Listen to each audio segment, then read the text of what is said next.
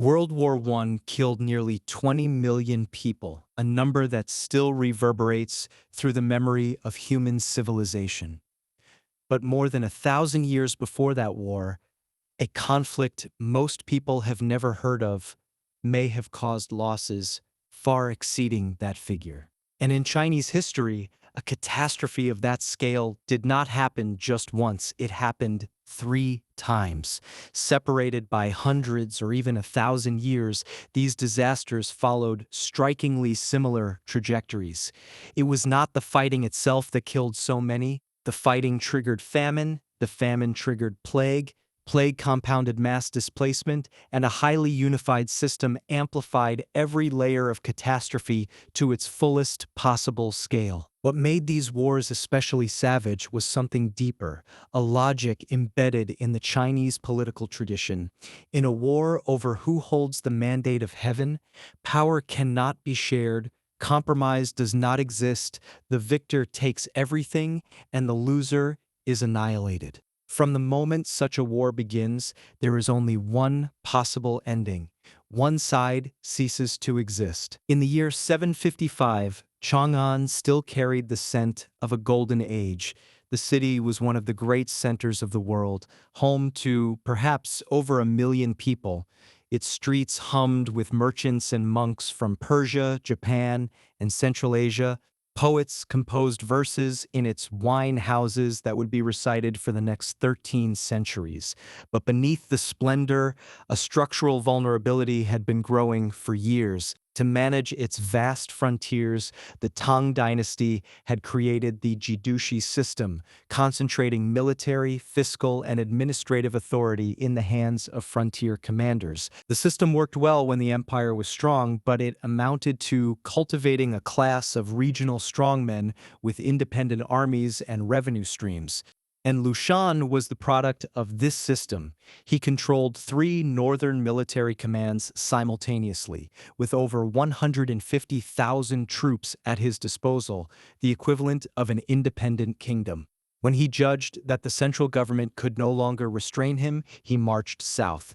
The rebel army drove toward the heartland so fast that the court barely had time to react. Within months, the eastern capital Luoyang had fallen and Chang'an itself was in danger. What happened next condensed the entire collapse of a golden age into a single scene. Emperor Xuanzong fled west with Yang Guifei and a small escort of imperial guards. At Moray Station, the soldiers mutinied. In their eyes, it was Yang Guifei's cousin, Yang Guoshang, who had monopolized power at court and driven the empire to ruin. They killed Yang Guoshang, then demanded that the emperor execute Yang Guifei. Otherwise, they would refuse to march another step. The most powerful man in the empire stood in the mud on the side of a road, unable to protect even the person closest to him. He gave the order. Yang Guofei was strangled inside a Buddhist shrine. The emperor continued his flight, but the empire behind him was already shattered. The An Lushan Rebellion lasted 8 years, but what made it truly lethal was not the swords on the battlefield. The fighting severed the empire's transportation arteries. Grain could no longer move from where it was grown to where it was needed, and great cities like Chang'an and Luoyang were the first to starve. When the tax system collapsed, local officials lost the resources to maintain order. Bandits and deserters ravaged the countryside. Millions of people took to the roads as refugees, and the rivers of displaced humanity became breeding grounds for epidemic disease. The fighting itself may have killed hundreds of thousands, but when famine, plague, and the total breakdown of social order were added together, the empire's population losses, according to comparisons of census records before and after the war, may have exceeded 30 million, a figure encompassing death, flight, and the collapse of the counting system itself. This happened in an era when gunpowder had not yet been widely used in warfare. There were no machine guns, no bombers, only the chain reaction collapse of a giant system spiraling out of control, multiplying every form of disaster by the scale of the empire. The Tang Dynasty survived for another century and a half after the rebellion ended. But the golden age that had once stood at the summit of the world died on that afternoon at Mawei Station. If the An Lushan Rebellion was the story of an empire cracking open from within, what happened 900 years later was more like multiple catastrophes slamming into the same moment at once. By the mid-17th century, the Ming Dynasty was buckling under the simultaneous weight of fiscal collapse, years of drought, the climatic anomalies of the Little Ice Age, and peasant rebellions erupting across the interior. At the same time, Manchu armies from the north began their march south. This was not one war, but many wars happening at once. Peasant armies fighting Ming forces, Manchu armies fighting peasant armies, Manchu armies fighting Ming loyalists, and local militias battling one another, with the violence spreading across virtually the entire country. Every faction understood that in a war over legitimacy, there was almost no such thing as an honorable surrender. There could be only one sun in the sky, only one orthodoxy. The loser in a contest for that mandate did not merely lose territory, he lost everything: land, clan, life, and his place in history. So every side fought to the end, and civilians were swept into a total war with no buffer zones. When the killing, famine, and plague were added together, mainstream estimates place the population losses in the tens of millions, with some studies suggesting the figure may have been higher still. The most extreme case was Sichuan province. Historical records describe Zhang Shanzhong's armies carrying out mass killings across the region, though the scale reported in those records remains a subject of debate among scholars.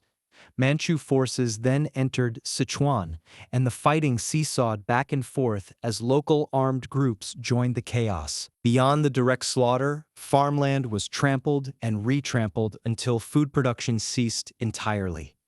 The famine and epidemics that followed consumed even more lives. Sichuan's population plummeted from several million before the wars to perhaps fewer than 600,000. Once thriving towns became hollow shells. Fields returned to wild grass. Wolves and tigers began roaming through abandoned villages. After the wars ended, the new Qing government organized mass migrations from the Huguang region to repopulate the province, an event known as the Great Huguang Migration to Sichuan. An entire province's population was nearly erased, then refilled with people from another province. In most of human history, wars destroy cities and redraw borders, but the people remain. Here, the people themselves disappeared. Then, in the 19th century, the pattern repeated itself in its most absurd form. In 1837, a young man from Guangdong named Hong Shuquan sat for the imperial civil service examination for the fourth time and failed for the fourth time. After a mental breakdown, he fell gravely ill. During his fever, he claimed to have experienced a vision. God had summoned him to heaven and revealed that he was the younger brother of Jesus Christ, sent to the mortal world to slay demons.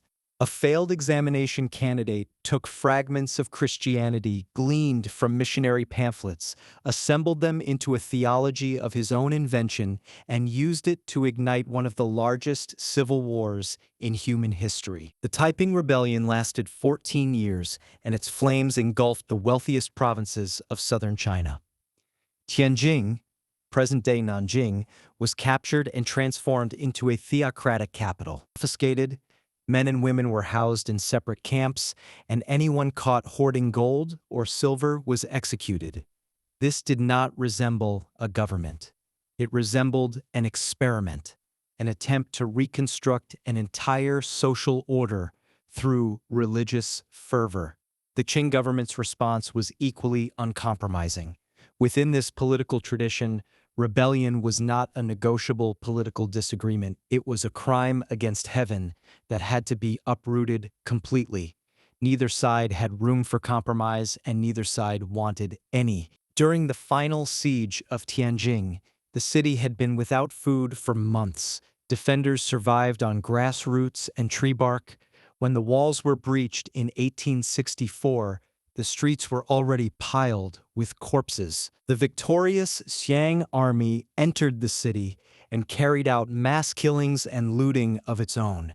Estimates of the total death toll range from 20 to 30 million, only a fraction killed in direct combat, with far more perishing from famine, disease, and the massive displacement of populations across the war zones. One man's mental breakdown after a failed exam became a catastrophe that consumed tens of millions of lives. 3 wars spanning 1,100 years, each more staggering in scale than the last, yet sharing a common logic at their foundations. The first explanation is structural. China maintained a highly unified system over long periods.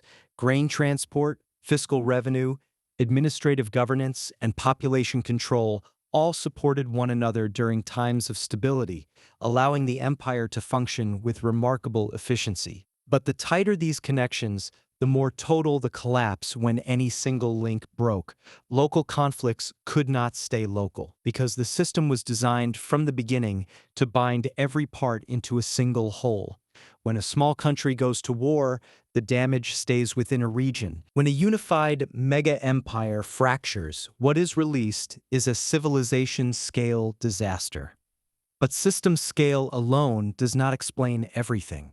What made these wars exceptionally brutal was also a cultural factor. Across 2,000 years of Chinese political tradition, power was indivisible. There could be only one sun in the sky, only one legitimate mandate. In a war over that mandate, there was no room for 2 legitimate states to coexist. The loser did not forfeit a province or pay an indemnity. The loser forfeited everything: territory, clan, life, and his name in the historical record. And in the other direction, once a rebel raised his banner, there was no turning back. Failure meant the extermination of his entire family, so the only option was to fight to the last breath.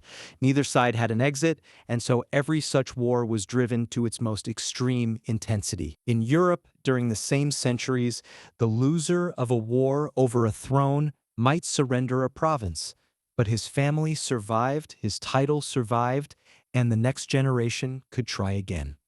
In China, the loser of a war over legitimacy lost everything.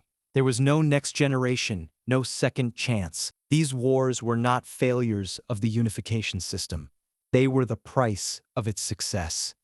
The greater the system's power to integrate, the more catastrophic the energy released when it fractured. The same logic of legitimacy that kept Chinese politics highly centralized also turned every major conflict into a fight to the death. The higher the peak, the more devastating the fall.